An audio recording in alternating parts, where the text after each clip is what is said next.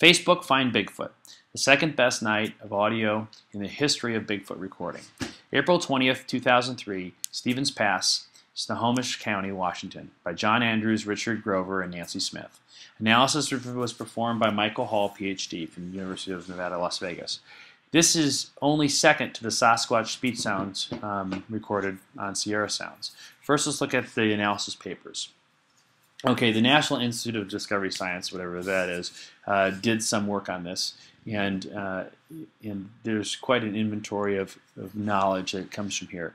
And first, it talks about a summary of what's going on. You can look at these yourself. We'll post them. And basically, at 1 a.m., this was recorded. There are different 14 different files that came through. We'll have the best 9. Rick Grover does a narrative here, and he describes exactly what is happening in this area and what kind of recorder.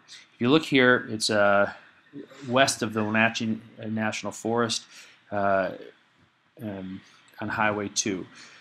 John Andrews describes the area, 1,200-foot elevation, different trees that are there, and different things that happened.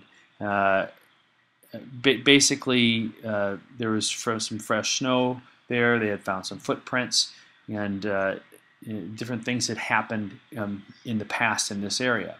They heard these rock knocks, these big, huge rocks that had just been hit, whack, whack, whack, that are impossible, 35-pound round rocks twice a hit.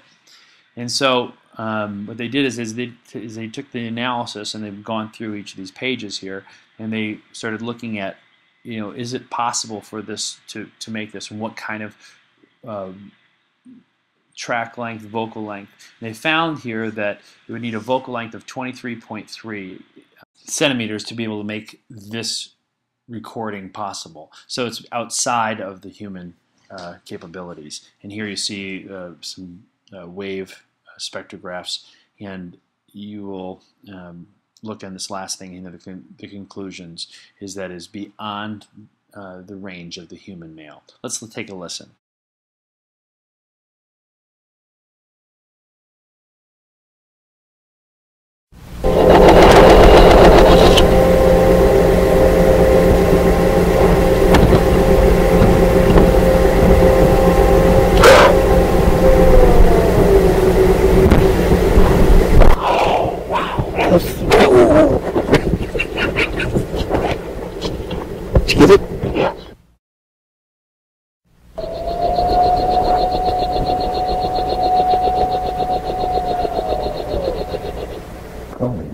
They're communicating with us.